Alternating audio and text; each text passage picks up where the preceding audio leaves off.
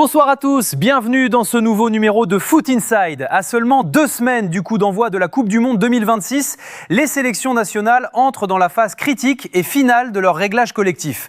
C'est le moment où le vernis des certitudes craque sous l'intensité des confrontations internationales. Pour le Sénégal, le verdict de cette rencontre de préparation face aux États-Unis, pays organisateur de la compétition planétaire, résonne comme un signal d'alarme d'une violence inouïe. Sur le plateau de Foot Inside, l'analyse refuse d'éluder la réalité de ce qui s'est produit sur le terrain. Au-delà des approximations de l'affichage où les spectateurs ont dû chercher à droite et à gauche pour valider un score oscillant selon les sources, et alors que les instances de la FIFA affichent un résultat brut de 3-2 en faveur des Américains, le tableau d'affichage devient presque anecdotique face au contenu. Ce match proposé par les Lions de la Teranga a été tout simplement catastrophique et désastreux dans sa structure. Face à cette contre-performance, l'argument commode et récurrent de la rotation d'effectifs ou du statut d'une équipe B expérimentale doit être immédiatement neutralisé par une lecture exigeante du très haut niveau. Le Sénégal dispose aujourd'hui d'un réservoir de talent et d'une profondeur de banc d'une telle qualité institutionnelle que, même en modifiant la structure de son 11 de départ, il se doit de dominer et de bousculer une formation comme celle des États-Unis. Trouver des excuses dans le manque de vécu collectif de certains profils serait une profonde erreur de jugement technique. Ce rectangle vert vient de rappeler une vérité immuable. Il est temps pour cette sélection de redescendre d'un nuage sur lequel elle s'est installée depuis de nombreux mois. Depuis 2 mois, l'environnement de l'équipe nationale semble davantage captivé par les célébrations de la finale continentale passée et les détails extrasportifs que par la rigueur quotidienne du football pur. Cette confrontation amicale a agi comme un purificateur de statut, mettant en lumière des limites individuelles que le staff technique ne pourra plus feindre d'ignorer lors des arbitrages finaux pour la liste officielle. Si certains éléments s'imaginaient intouchables grâce à leur vécu ou aux 2 étoiles symboliques brodées sur le logo, la réalité du terrain a rendu un verdict implacable. Avec une telle fragilité structurelle et un manque d'implication aussi criant, le Sénégal s'expose à de lourdes déconvenues, non pas seulement face aux géants du football mondial comme l'équipe de France qu'il s'apprête à défier, mais dès la phase de poule contre des nations théoriquement plus modestes, à l'image de l'Irak. La Coupe du Monde est une compétition froide, imperméable aux souvenirs des titres passés, qui exige une acuité tactique et une intensité physique de chaque instant. Ce revers face au bloc américain doit être perçu comme une opportunité clinique d'identifier les maillons faibles du système avant que la compétition officielle ne dicte sa propre loi. Les joueurs de réserve ont eu l'occasion de prouver leur valeur et pour beaucoup d'entre eux, le niveau affiché s'est avéré insuffisant pour postuler à une place de titulaire dans la plus prestigieuse des compétitions. C'est ici que l'on quitte le terrain des impressions globales et de la déception médiatique pour entrer de plein fouet dans l'analyse chirurgicale des défaillances de l'arrière-garde et le calvaire spécifique du couloir gauche. Après l'autopsie de ce chaos logistique et le rappel à l'ordre nécessaire concernant l'état d'esprit général de la tanière, le plateau de Foot Inside se plonge dans la zone de vérité la plus alarmante de cette confrontation face aux États-Unis, le comportement de l'arrière-garde sénégalaise. Si la défaite est collective, les défaillances individuelles qui ont jalonné la rencontre forcent aujourd'hui une analyse chirurgicale. Pour quiconque refuse de s'aveugler derrière le statut de match amical de préparation, le rideau défensif des Lions de la Teranga a exposé des lacunes structurelles qui, à ce niveau d'exigence internationale, s'apparentent à des fautes professionnelles. Et au centre de toutes les critiques légitimes en plateau, le cas d'Ismaël Jacobs concentre l'essentiel des inquiétudes. Le latéral gauche sénégalais a vécu une soirée particulièrement éprouvante, s'installant comme le dénominateur commun de la plupart des situations chaudes subies par son bloc.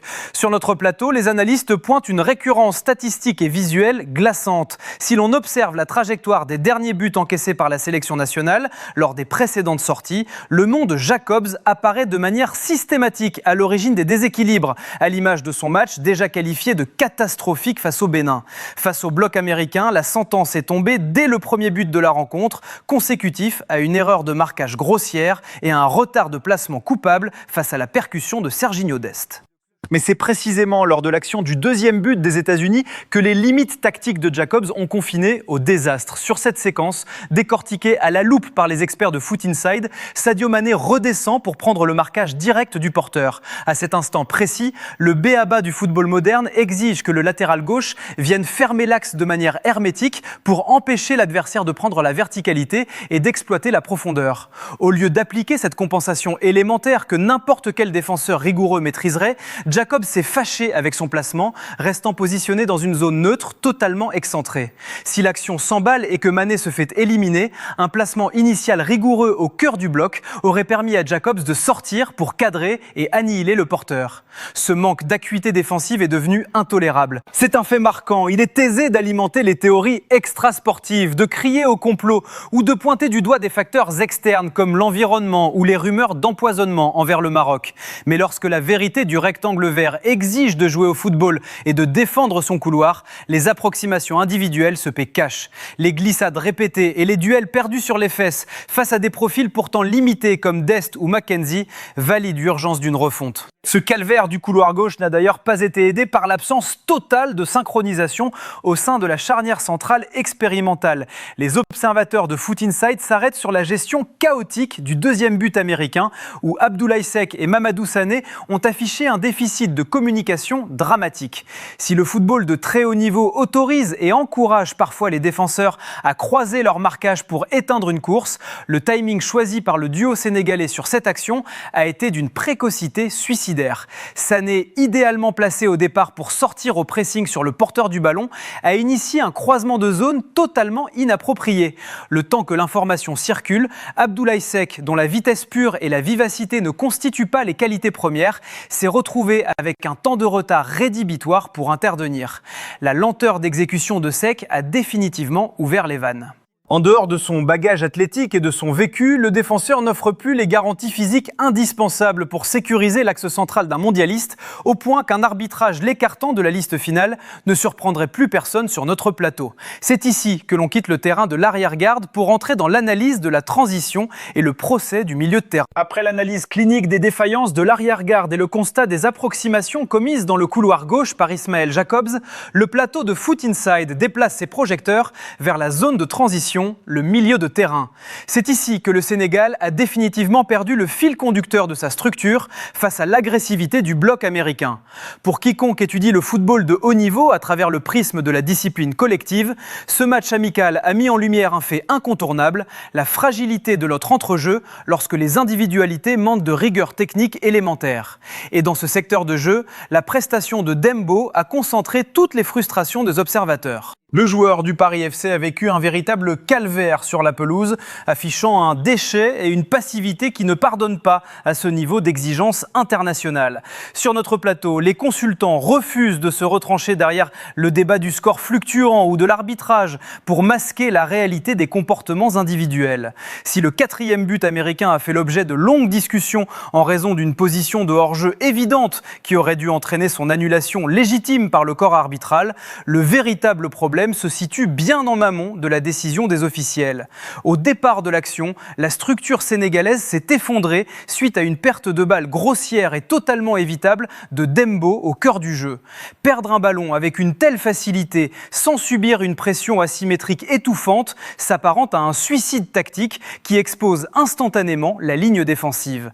Cette approximation n'a pas été un fait isolé, mais le reflet d'une faillite globale tout au long de la rencontre. Les statistiques invisibles révèlent que le milieu de terrain sénégalais a concédé 3 pertes de balles majeures dans des zones névralgiques, dont 2 ont directement coûté des buts au tableau d'affichage. C'est ici que l'on quitte le terrain des intentions pour entrer dans la psychologie de la décision. Le 3e but des États-Unis offre à cet égard une leçon clinique d'anticipation manquée de la part de Dembo. Sur cette séquence, le joueur tente une interception passive, se jetant de manière désordonnée sans aucune certitude de capter le cuir. Rater son interception est une chose, mais le haut niveau impose de savoir gérer l'alternative. Si la trajectoire du ballon vous échappe, la priorité absolue est de maintenir le marquage direct, de rester sur ses appuis pour cadrer l'adversaire et l'empêcher de déclencher sa frappe. En voulant jouer le coup de poker de l'interception à contretemps, Dembo a ouvert les vannes de l'axe central. Cette prestation pose une question lourde pour l'encadrement technique des Lions de la Teranga à 2 semaines du mondial. Un joueur affichant un tel déficit de lucidité et un manque aussi criant de repères internationaux peut-il décemment postuler à une place dans le groupe final ? Pour nos experts, le verdict est sans appel. Le milieu de terrain du Paris FC semble être le profil idéal pour plier bagage dès ce soir et laisser sa place aux forces vives de la sélection. La Coupe du Monde est une compétition froide, imperméable aux essais prolongés. Si un élément de l'entrejeu s'avère incapable de sécuriser ses transmissions face au bloc américain, le voir aligné face à l'équipe de France ou face à la discipline tactique de l'Irak relèverait d'un risque inconsidéré. C'est ici que l'on quitte le terrain de la défaillance du milieu pour analyser la transition offensive, le paradoxe Nicolas Jackson et les éclairs isolés de Sadio Mané. Après l'autopsie clinique d'un entrejeu sénégalais asphyxié par les approximations de Dembo et la lenteur d'anticipation de l'arrière-garde, le plateau de Foot Inside déplace ses projecteurs vers la ligne d'attaque des Lions de la Teranga. C'est ici que le contraste entre les promesses du coup d'envoi et la dure réalité du rectangle vert devient le plus saisissant. En début de rencontre, l'animation offensive laissait pourtant présager de belles séquences, portées par une entame tranchante de Sadio Mané. L'installation de la doublette articulée entre Mané et Nicolas Jackson a initialement perturbé le bloc américain, mais cette dynamique s'est rapidement transformée en un immense mirage d'efficacité. Car le football de très haut niveau ne se contente pas d'intentions ou de mouvements sans ballon. Il exige une lucidité totale dans la zone de vérité, une qualité qui a cruellement fait défaut aux attaquants sénégalais à la Beaujoire. Le cas de Nicolas Jackson concentre aujourd'hui toutes les frustrations des observateurs en plateau. L'attaquant a livré une prestation conforme à ses paradoxes habituels, étalant une dualité presque problématique pour un joueur de son standing. Avant la pause, alors que le Sénégal avait l'opportunité de recoller instantanément au score et de revenir à 2 buts partout grâce à un centre parfait d'Ilman Ndiaye, Jackson a complètement manqué sa reprise, vendangeant une occasion nette qui aurait pu changer la physionomie mentale de la sélection. Si l'honnêteté technique oblige à souligner son immense volume de jeu sans ballon et son activité incessante au pressing pour gêner la relance des États-Unis, le constat brut reste implacable. Un attaquant de pointe est payé pour convertir ses temps forts. Être plus performant dans les courses de harcèlement que dans la finition pure devient un handicap rédhibitoire à 2 semaines de la Coupe du Monde. Cette crise d'efficacité s'est propagée de manière globale lors des rotations offensives, balayant l'idée que les mots sénégalais ne reposaient que sur un seul homme. Entré en jeu pour apporter de la présence physique et une alternative crédible dans la surface, Boulaye Dia n'a jamais réussi à peser sur la structure défensive américaine, traversant son temps de jeu dans un anonymat tactique complet. Plus marquant encore, le cas de Boulaye Dia met en lumière le manque de rythme et de repères de la ligne d'attaque dès que Sadio Mané baisse d'intensité. Face à la seule véritable opportunité qui s'est présentée à lui, Dia a complètement raté son geste de manière lamentable, confirmant qu'il traverse une période de doute profond, et ce malgré ses 19 buts inscrits cette saison, toutes compétitions confondues. Voir des individualités afficher de telles statistiques en club et s'effondrer techniquement sous le maillot national pose une question immense sur la gestion de la confiance au sein du groupe. Au milieu de ce naufrage offensif, le plateau de Foot Inside retient une lueur d'espoir technique à travers l'entrée en jeu d'Amsane Diao. Si le jeune ailier doit encore parfaire ses connexions et développer ses automatismes au sein du collectif sénégalais, son positionnement a offert une configuration inédite et attendue par les suiveurs de la sélection.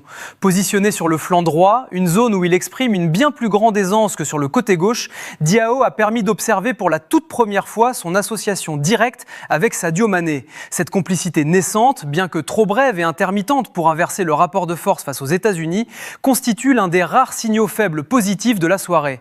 Mais pour que cette jeunesse s'exprime pleinement, le staff technique va devoir nettoyer l'arrière-boutique et cesser de masquer les carences individuelles derrière l'excuse commode du manque de vécu commun. Le temps des calculs est terminé et le verdict final approche. L'heure du verdict final a sonné sur le plateau de Foot Inside après cette confrontation riche en enseignements et en signaux d'alarme. Au-delà du score brut enregistré face aux États-Unis, les ultimes débats se cristallisent autour d'un constat d'une exigence absolue. À 2 semaines du coup d'envoi du mondial, la sélection du Sénégal ne peut plus se réfugier derrière l'excuse commode du manque d'automatisme ou du statut expérimental de son 11 de départ.